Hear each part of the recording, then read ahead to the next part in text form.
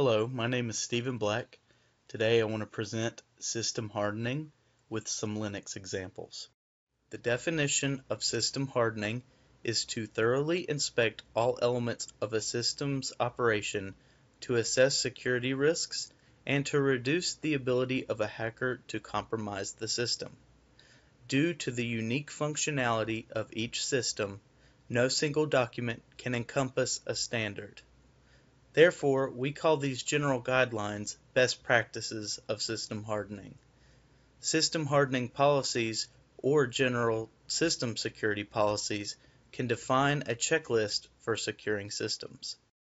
This is the table of contents for this presentation. First, I'll go over 9 simple steps to hardening. Then, we'll talk about some best practices. And finally, I'll finish up with some examples of best practices using some Linux tools. In this presentation, I have condensed system hardening into 9 simple steps. First, we would define a role for the system. Then we would review policies and compliances. We would analyze the system. We would document any flaws and research solutions. Then we would restrict access to the system. We would improve the security standing of the system. We would implement an intrusion detection system and logging. Then we would make a backup plan. And finally, we would review the whole entire process. The first step for system hardening is to define a role for the system. We do this by asking questions. What purpose does the system have? Is it a host or is it a server? Is it a laptop, a desktop, a tablet, or a smartphone? Does it need to do remote access? Is it used for public access? Is it for an employee or an admin? If it's a server, is it a database server, a web server, a certificate authority, or does it do email? Is it a domain controller, a virtual server? Is it used for network storage, or is it just a logging server? How hardened should this device be? Well, that depends on what role it has. So what we need to assess would be the security risks that apply to that specific system. The second step in system hardening is to review policies and compliances that the system must adhere to. Is there a system hardening policy already in place? Are there checklists we must follow? Is there a general computer security policy that encompasses system hardening? Or are there compliances that we must adhere to? PCI DSS is a compliance that requires the confidentiality of credit card consumer data. For example, any system storing this data must not perform other roles, such as a web server. HIPAA protects patient records across healthcare systems, even through the traversal through the network. It is a required compliance enforced by the government. The next step would be to analyze the system. Physical security encompasses tangible security measures at reducing physical access, such as locks. The operating system must be identified, along with version information. User accounts must be identified. Software and protocols must also be identified. Is the system logging, or does it have an intrusion detection system installed? To analyze the system, a wide variety of tools can be used. Vulnerability scanners, such as Nessus, Saint, and OpenVAS, can test for known vulnerabilities. Network analysis tools, such as Nmap and Wireshark, can identify network traffic to TCP and UDP ports. Application-specific scanners, such as Nikito and Burp Suite, can test web servers. Also, baseline analyzers can view an operating system's configuration and try to optimize it for you. A good list of tools can be found at sectools.org. You guys should really go check that out. While analyzing the system, documentation and research should also be occurring. Research current flaws in the system, document those flaws before attempting to fix them, and also research new solutions. While researching new solutions, you may find flaws in those solutions. In this circumstance, it is better to find an alternative solution that meets a similar goal. As always, get approval from a supervisor before testing a solution. When testing a solution, it is best to run it in a sandbox environment so as not to mess up production environment. Restricting access is a big part of system hardening. During this phase, user accounts should be disabled, deleted, or locked if they are no longer used or are unsecure. Domain, user, and group policies should be established to regulate things such as password aging and logout timeouts. Software should be removed or disabled if it is unused or unsecure. Security policies can also be created to enforce extra rules on software. SC Linux, for example, can be used to write kernel-level security modules for programs. Network services should also be restricted if they are unused. A good example is disabling IPv6 on SSH if the network is only using IPv4. Access also includes hardware.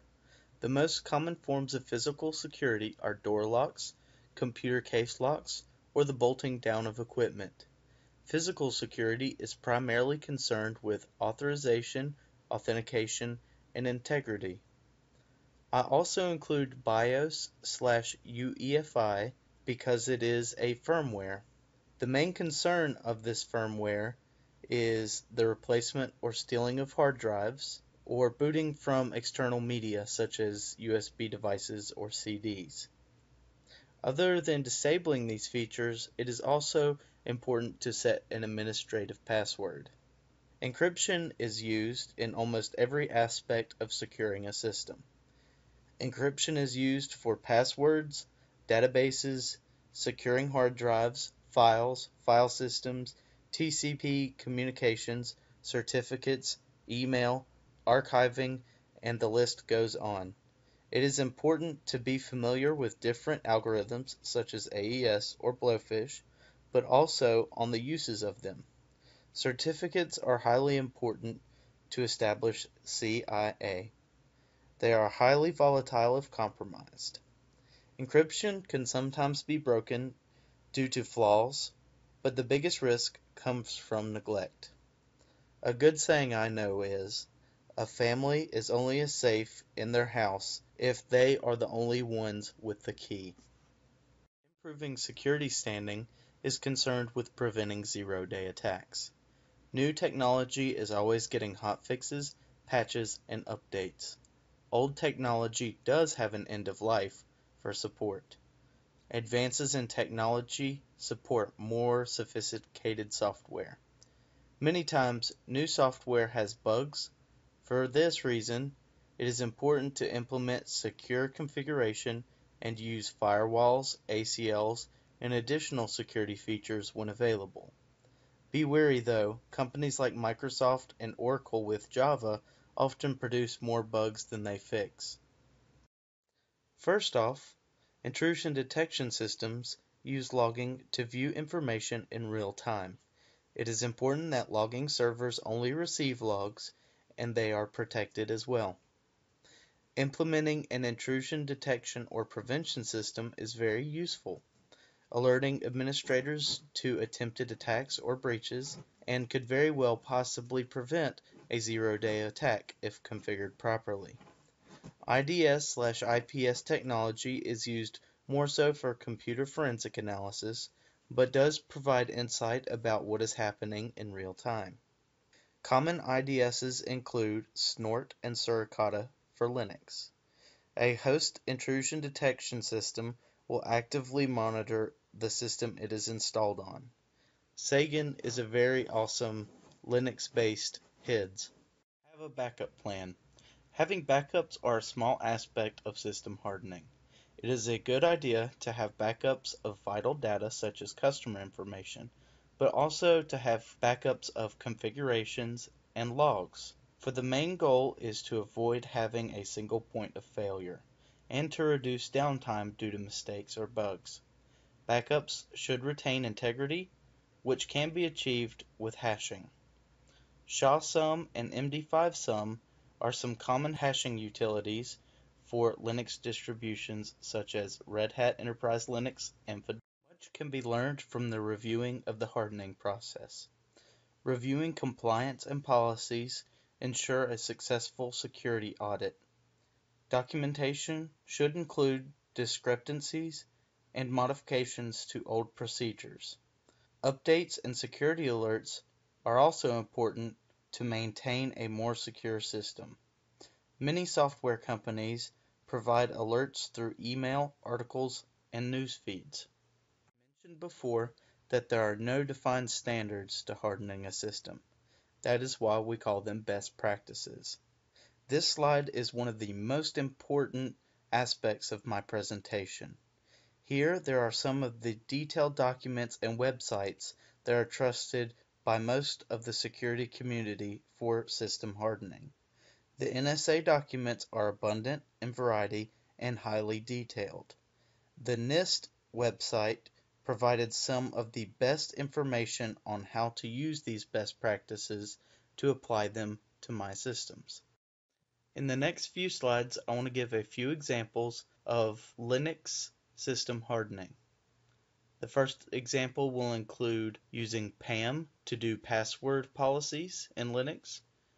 Then we'll do yum for updating packages. After that, we'll do application hardening with SE Linux. Then we will take a look at a sample firewall configuration with IP tables. We'll also look at Snort as an IDS or an IPS. And then finally, I'll show you a really neat backup program. In Red Hat, we covered PAM. As a recap, PAM stands for Pluggable Authentication Modules. PAM is a kernel module which can be modified in files located in etc pam.d. PAM is implemented in most applications already, but can also be used to enforce a password policy. Important PAM password policy parameters include minimum length, uppercase, lowercase, and special character requirements, along with locking accounts after failed login attempts. Simple commands to modify user accounts include change, passwd, and usermod. If you like Linux and want to learn more about PAM and how to incorporate your own personal modules into applications, you can take a look at the PAM admin guide in my references. Some interesting things that PAM can do is PAM can force local users or domain users to log in to a specific application or service. That's also interesting because you can add your own personal scripts to a PAM module to allow greater customization, such as requiring a user to only be able to log in during certain times a day, or even deny a user based on what services he has running. PAM works in an ACL format, so remember to put the most important rules at the top. Package updating. First off, I'll give you guys some interesting news. As of a month ago, Red Hat and Fedora fully support the same packages. This means that RHEL 6.4 and later can use Fedora 17 repositories. The advantage is now that enterprise companies running older versions of Red Hat can now receive free updates without a subscription. Red Hat, Fedora, and CentOS use yum to install packages and dependencies. Updates are verified with PGP keys and are well documented on repository websites. Yum allows updates to be blacklisted or disabled and provides information about packages from the command line.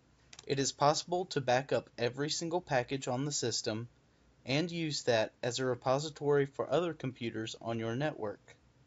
Yum is the most flexible software installer when it comes to controlling what is on your system and provides an excellent tool for troubleshooting applications.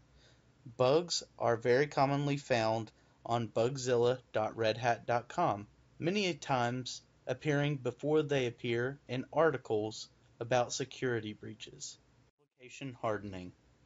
Now that you guys are familiar with PAM again, SE Linux isn't going to be as scary as it was in the Red Hat class. SE Linux is very similar to PAM in that it is a kernel module and it restricts access.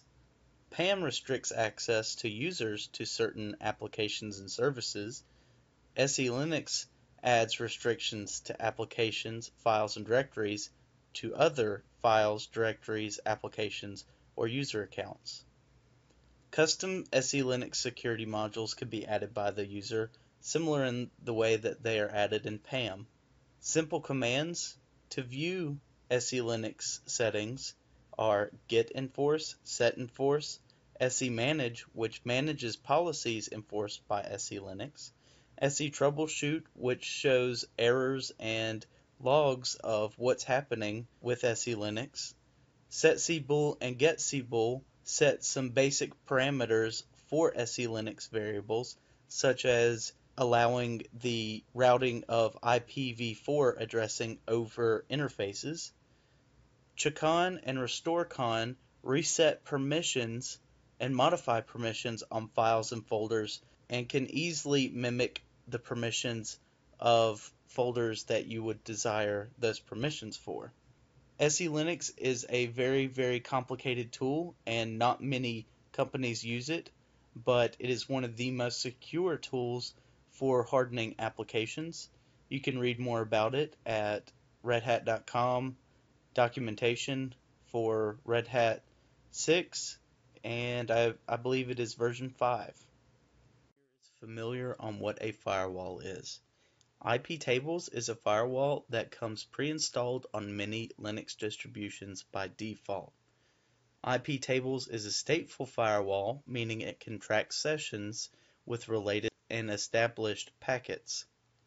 iptables has two options to drop or reject a packet. Dropping a packet acts as if the communication never existed, while rejecting a packet terminates the session. iptables comes with a easy-to-use GUI interface called System Config Firewall. Most of the time, people use another tool to look for open ports so they can manually close them or create custom rules with iptables to allow certain packets to go through. A good case of this would be allowing SSH connections from your home computer while denying everyone else access to SSH. So, to close a port on iptables, it's fairly simple, but to create custom chains and allow specific traffic under certain circumstances can be a very complicated task. iptables also has the ability to log with custom chains, meaning if a packet comes into a custom chain that is predefined, you can log that packet with the log option. Earlier I talked about intrusion detection systems. Snort is the most popular intrusion detection system in the world. It is available at snort.org for free. It also comes with a predefined set of rules which can detect thousands of common attacks. Snort can be used to monitor security events in real time on your network. It is GUI capable, and the most common GUI, or the most popular GUI, is called Snorby. Snorby is free and provides hundreds and hundreds of features that Snort alone does not have. As you can see on the picture on the right, we can see security events, how often they've occurred in the past 24 hours, and other things such as user logins and communications from different IP addresses. Snort uses standard rsyslog logs that can be set up on a Linux server as well. Snort allows for the alerts through email, web, and now there's support for a Snorby smartphone app to view your logs remotely. Earlier I mentioned to you guys that I found a really cool backup solution. FW Backups is a GUI-based backup solution that is a cross-platform application. It supports Windows and Linux. You can back up a file, a folder, or even a whole partition. You can send backups to a remote server or a local hard disk. You can also set up scheduling, which allows you to schedule differential or incremental backups. Differential will include the whole entire file in the backup, or an incremental backup will only back up files that need to be synchronized. You can find this application at defingo.com/OSS. FW Backups is a very, very useful tool. Here's a condensed list of all of the resources I used as references to write this presentation.